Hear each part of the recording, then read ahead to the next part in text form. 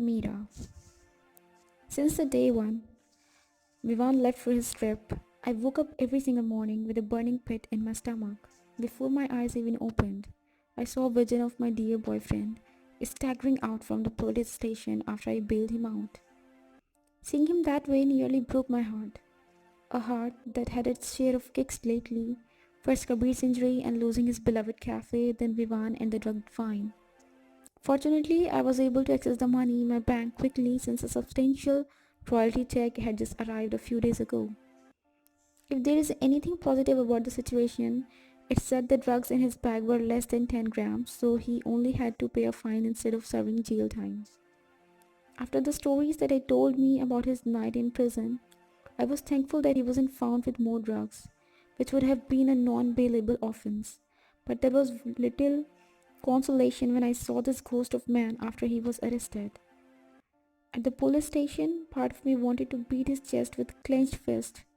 How could he allow something like this to happen? He was so excited about starting Musafir. How could he leave any little thing to chance? But as I drove through the night to reach Vivan where he had been arrested, I knew that wasn't fair. His dream was shattered. As the darkness pressed on my car in the early morning hours, I gave myself permission to sort through all these feelings. I was furious with him for a while, then I was scared. My car was rolling into the police station parking lot when I resigned myself to whatever fate might be handing us.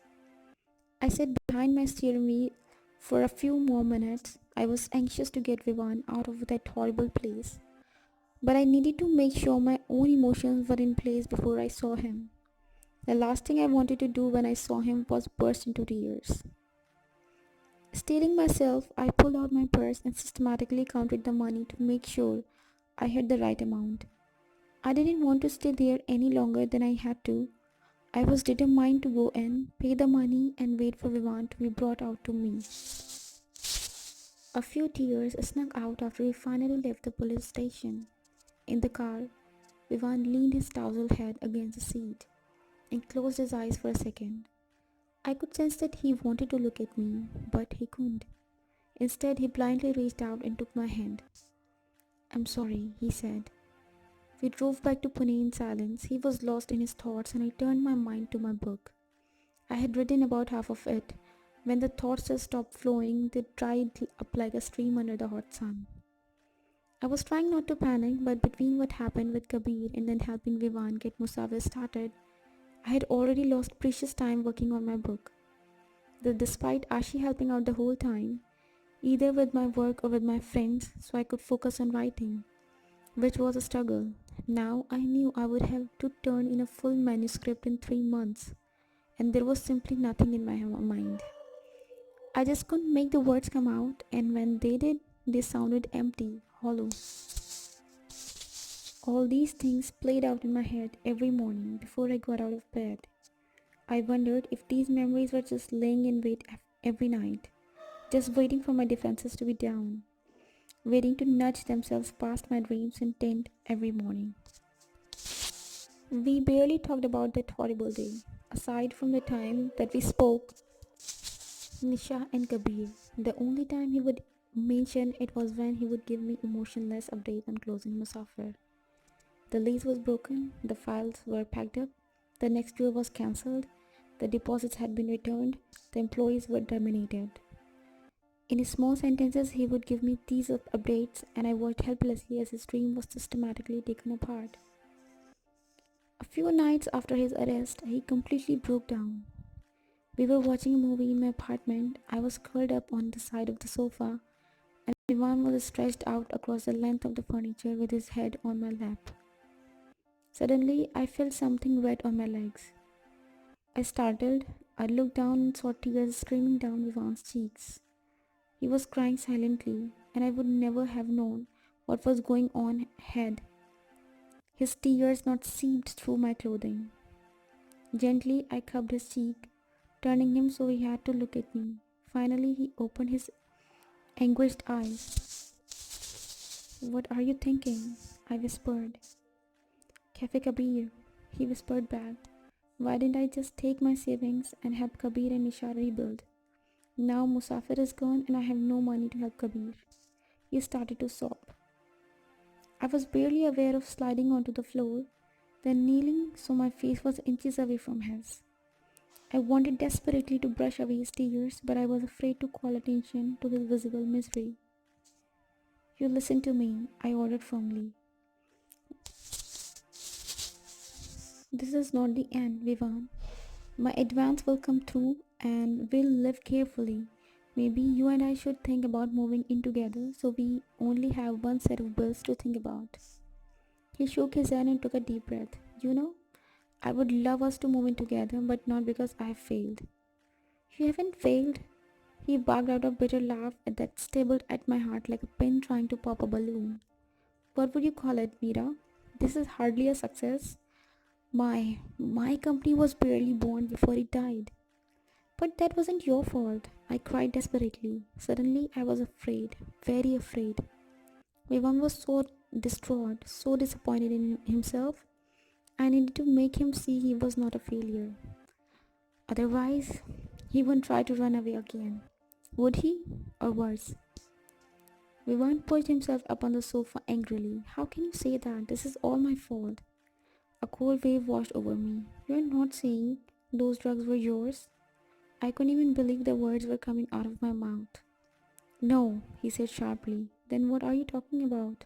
I asked. I took this risk. I wanted to start that company. I failed. By then he was breathing hard and the tears were falling unchecked down his face. They seemed like angry tears to me, though, and for a minute I relaxed. Angry was better than broken. Vivan pushed himself off the couch. I think I need to go home, he said. I turned. I scrambled to my feet and grabbed his arm. Vivan, stay, please, I said desperately. He shook his head and swiped at his tears. I need to think, Meera. I just need to be alone for a little while. I sighed and nodded. Will you call me when you get home? Just let me know you get home, okay? I pleaded. He nodded, but I knew he wasn't really in the room anymore. His thoughts had taken him elsewhere. I hugged him, and for the first time, I could tell he was just going through the motion as he let me hug him. When I finally let him go, his arms fell limply to his sides and he turned to leave. I rushed to the front window after he left and watched him leave the driveway. Feeling like a part of that calm I was so carefully trying to maintain had fled with him. With a cry, I flung myself on the floor, right beside my front door. Wrapping my arms around my knees, I let my own sadness overtake me, and I rocked myself back and forth until the tears subsided. The next morning, I didn't picture Vivan's broken spirit when he left the police station. Instead, I relived the absent hug he had given me when we said goodnight. Resigned, I got up and brewed a cappuccino. I was so on my second cup, this time without the sugar. When my phone rang, I looked at the caller ID and smiled. It was my publisher. Things were finally going to start turning around. I already imagined calling Ivan with the news of our agreed upon price for my new book. Meera, I heard my publisher's booming voice start, but I knew there was no good news in his tone. Do you have a moment to speak? Of course, I responded nervously. Is everything okay? I heard him sigh heavily on the other line. No, I'm afraid it isn't. Meera, I just read a disturbing article in the newspaper. Oh no, he heard about Vivan. I can assure you Vivan is innocent, I said quickly. My legs started to shake and I sat down heavily on the chair behind my desk. Whether he is or not is not the matter here, he said in return. I bit my lip. What do you mean? Another sigh. Meera, I like you. You're a very talented woman and your books have been a boon to our company. But, I whispered, my stomach churning. But you're listed in a newspaper as a co-owner of that company. I don't understand. I'm not being accused of anything, I said, confused. No, you're not, he confirmed. However, you need to understand that your name has some negative associations right now. Your name is being connected with a drug arrest, no matter how fair or unfair that is for you. What are you saying? I was barely able to speak past the burning in my throat. I heard him clear his throat. Meera, I don't know how to say this. Your competitors are taking advantage of the bad PR and are suggesting that you lack morals and that makes them question every character in your books. I just don't understand, I said weakly. Our company needs to distance ourselves from you, Meera. I cannot honor our agreement. I stood up so quickly, the back of my knees pushed a chair into the wall. But we had a deal. No, we didn't, my publisher replied. No contract was signed. We are walking away from agreement. I hope I'm wrong. You are wrong. His calm tone made me even angrier when he spoke. I'm sure I am, he said in a placating tone, but we cannot move forward with you. Some time later, I realized I was still standing behind my desk with my phone still in my hand. We had long since ended the call, but I couldn't move enough to even put my phone down. Meera, I heard Ashi's voice call from the front door where she let herself in. I didn't respond, and she finally poked her head into my office. There you are, she said before the look on my face registered. What's wrong? My faithful assistant asked. I finally sat down, defeated. My contract was cancelled. She gasped. What? Why? The publisher saw an article in the paper about Vivan, and since my name is associated with the company, suddenly I'm a liability. They cut me loose. For the longest time, we sat in silence, both absorbing the ramifications. I remembered what I had said to the Vivan night before. Any hope I had left was tied to that advance. Devastation washed over me, and for the first time, even though I thought I understood what Vivan had been feeling, I realized how defeating these accusations were. May I make a suggestion? Ashi finally ventured tentatively. I looked at her, forgetting she had even been in the room with me. Blinking my eyes to pull out my stupor, I tried to collect my thoughts, although every part of my being wanted to strike and bail. I tried to clinch to Ashi's calm demeanor. I hope you have a better idea than I do, I said miserably, because I don't see any way out of this. Well, there are many more publishers in India, she said. Let's make a list of the top ones and you can reach out of them. Let them know you are free to pursue other contracts. Before you know it, they'll be lining up outside your door, begging to sign you. I pursed my lips. Of course, what she said made sense. Not the part about begging to sign me, I thought dryly, but the part about there being the other options for me. Over the next week, Ashi and I made phone calls, created pitch letters, and reached out.